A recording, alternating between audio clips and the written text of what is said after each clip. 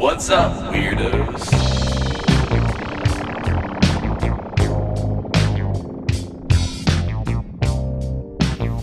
What's up, weirdos? Welcome to the Weirdness. My name is Brian Target, and I'm here with Rob Middle. And we had a little weirdness car talk, and this is our introduction, and we are about to cut into that. Hope you guys enjoy. Hope you guys enjoy. Stay weird. Bye-bye. It's one of those things that, you wonder. Like, you know how they're saying, Earth is like one of a kind. Right. Growth and shit on it. So, like, there's a theory out there where planets like this don't happen naturally. They have to happen in like a constructive aspect. So they were saying how a lot of things back then, like when they were saying, I know it's like an alien theory about how people grew planets where they made weather changing machines like that and then turned them on, left them on, so it constantly circulated clouds in the air and started raining and started making its own ecosystem. That's and weird. then Earth is generated. Yeah. Like I thought, but like I mean, that's you see kind that of like video, with and that you see the it's video of fucking NASA possible. making those rain clouds, and it's like, it's right there in front of your faces. Yeah. Like it's on a video right Yeah. there. That must have been loud. It sounded That fucking thing. amazingly loud. I mean, but think about it. Like, why wouldn't they use that to their benefit? I mean, NASA's a government-oriented organization and yeah. financed and shit like that. Yeah. Why wouldn't the government use that shit if they fucking could to their benefit? Like, I'm not what saying if they do, but I'm saying if they could, why wouldn't they? They probably would. Yeah. And they could use. I mean, if we're still going, if we're still following this too, like in a way, if they were to able, because there's a lot of controversy going on about like the hurricanes and how people were like they were generating them. Like, Yeah. what if they're experimenting on that to see how what they can generate, and then like revenue from that, from people buying stuff and like Yeah, 'cause all insurance the insurance policies companies and stuff like that try to boost the economy a little bit. You just never know. You don't know what's Yeah. behind closed doors. And that's what I can't say on people that say that, because it's like you look at what some of these organizations have done, and why wouldn't they do that insane shit if they could? Yeah. They would. I think they would. They have the power to do it right now to look at all the other create, power they have to to do generate use weather. So why wouldn't they kind of amplify that and use that to their benefit? I mean, for God's sake, you're And making who's going your to own question clouds. that? Who's You're going to question it? Yeah, like you're making. They're just going to say, "Oh, it's weather. conspiracy theories. Why would we do that?" Blah blah blah. Yeah. I feel like there's a lot of power behind changing the weather. There's a lot, because that's literally what we interface with every single day when we go outside. I mean, is the that weather. kind of breaking your freedom in a weird way? Is that like breaking? Is it like the an earthly Constitution? freedom? Yeah. Is it like breaking the Earth's freedom too, where like people without a choice or are kind of experiencing weather that was made To be that way. rather than naturally produce itself? Like people getting rain that were not really originally supposed to have, Or not rain to create fires and shit like that. Huh. But what if they? That is. I mean, I don't know. It's one of those things where you just don't know.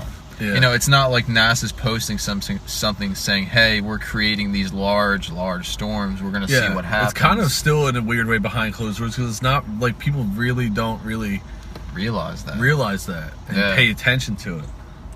Do you think it's was that an old video? Like, how old was that video? It looked kind of old. Because I'm not sure. I mean, technology is constantly everyone's constantly innovating and changing and improving. So like, what if they use that? What if they were able to make a device like that was small, even though if smaller? that video is new or old, they probably had that technology 10, 20, 30 years ago, fucking trying to like perfect it, not knowing it, not wanting anybody to know about it. So like, you think there's like possibilities that there's certain bases in the Atlantic or something, or around water bases, where they can change the weather around on like water, like, because that thing didn't that look like a fucking? It looked like an oil tanker just sitting on flat ground. Yeah, it did. I mean, why couldn't? I mean, they have oil tankers out there already and everything. So like that thing, already those are huge. Those are very large things in bodies of water. So I mean, I don't All see you'd have why. to do would make it look like that. Yeah, and I'm sure there's not putting ass on the side of it. Yeah, and I'm sure there's improving areas for size and amounts, and I mean you have an unlimited amount. I mean, from what they were saying, it was basically just using regular hydrogen and oxygen. I mean, they have a lot of that, and that's pretty much what's in the ocean. If they can somehow circulate that and then constantly produce different types of weather patterns or something like that, and just mess with it. I don't know. It's kind of scary. That's scary. But I mean, it seems like it's a reality now that they have that fucking thing. Yeah. Now that you know that that's a reality, what else is out there that we don't know of? Yeah.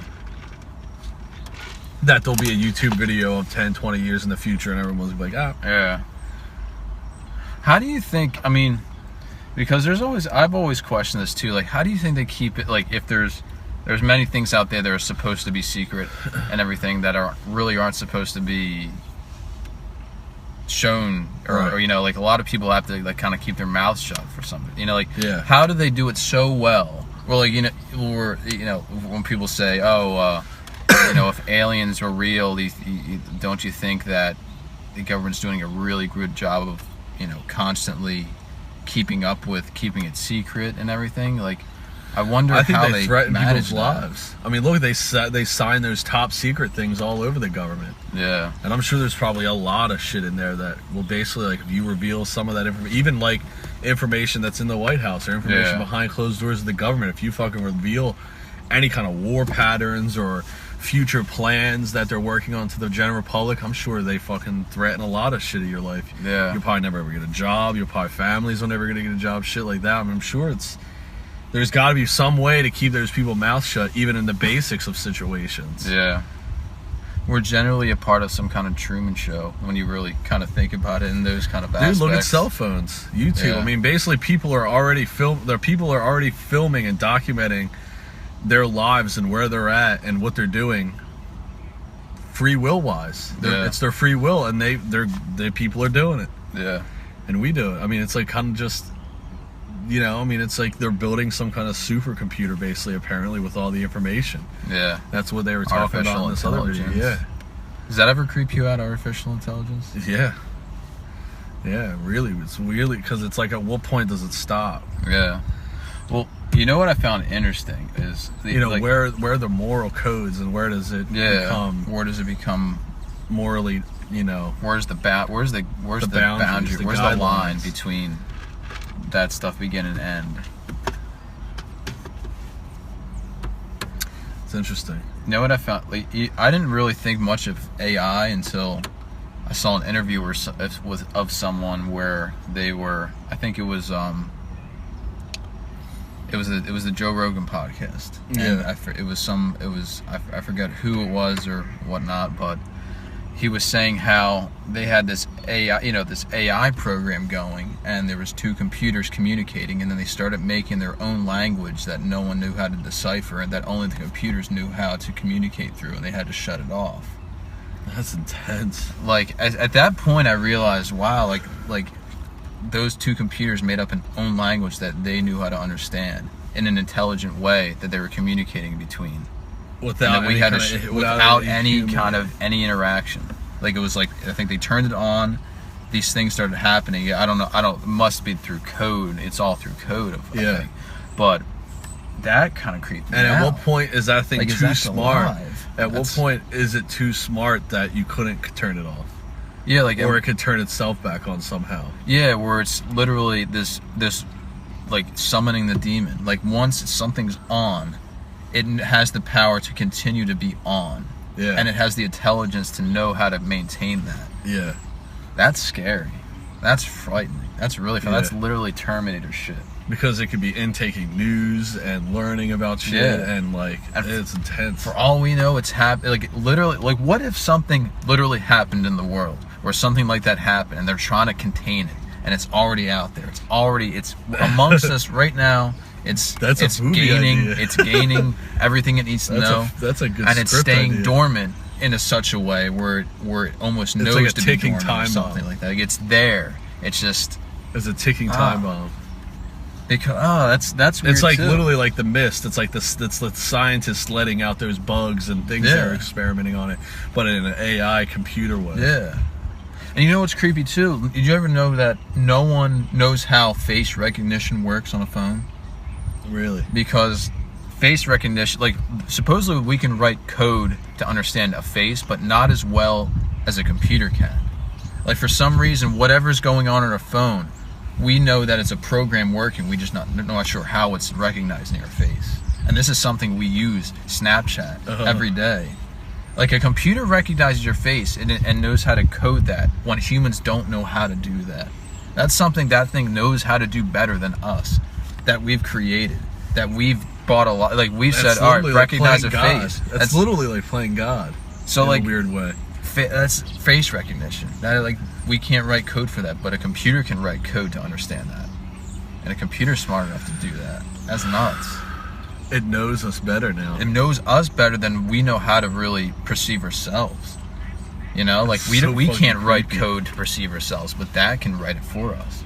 Like, what if there's a bunch of things where, like, that becomes a long chain of things? We have these programs operating amongst us, but no one knows how they're operating. Like, at that point, are they in control of us? It's like they kind of know how it's operating, but they kind of also know that they don't. Yeah, they don't know the and they're letting it kind of keep quiet. Yeah, like, they're letting it do its thing because it's working, because it knows how to recognize a face, or I mean, there might be more complex things that, like, you know, that hadn't made. It's almost born out of laziness. Yeah, in a weird way. Like, they're not going to figure out how to write the code, but they'll let that figure out because they're trying to get to that. And it's just like, at what point does that get out of control? Yeah, like, at what point does that is that in control over us? Like, I mean, it kind of already is on a certain low level. Yeah, that's creepy. That's insanely creepy. Like, do you ever think perhaps we have gone too far? Like, there's a limit in which technology, in which you can go in a certain direction. Because, I mean, I mean, when you're thinking about technology, it's a kind of a thing that is somewhat disconnected from the body. You know, it's a thing that, you know, we're born with a body. You know, like, we're not born with, like, a computer chip in our arm. We're born as a body. But at that point, a computer, like, is that going too far in some kind of other realm where it's like you said, like, if it reaches to a certain point, it's so unbalanced that it overtakes everything or something. Like, maybe there's a balance between, you know, there's a reason why, like, we made computers, like, we've made things that can calculate things, but is there a balance between being a person and letting something like that really, you know, like, maybe it's like nature saying, "Whoa, you're going too far into this depth where it's irreversible," and it would almost, like, kind of slay its kind of message upon it. Our human nature is for not to learn a lesson until it gets too far. Yeah, because it really is. That's intense.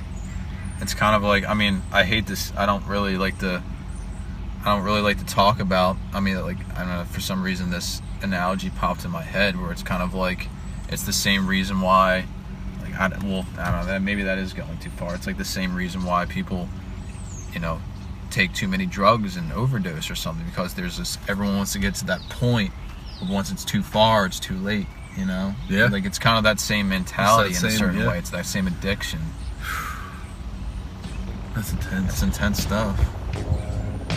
Well, if you like hanging out with us, guys, please follow us at The Weirdness Pod, Twitter, Instagram, and YouTube. My name is Brian Target. And my name is Rob Biddle. And this was another Weirdness Car Talks. Hope you guys enjoyed. We will see you guys later. Stay weird. Stay weird. Bye-bye. Bye.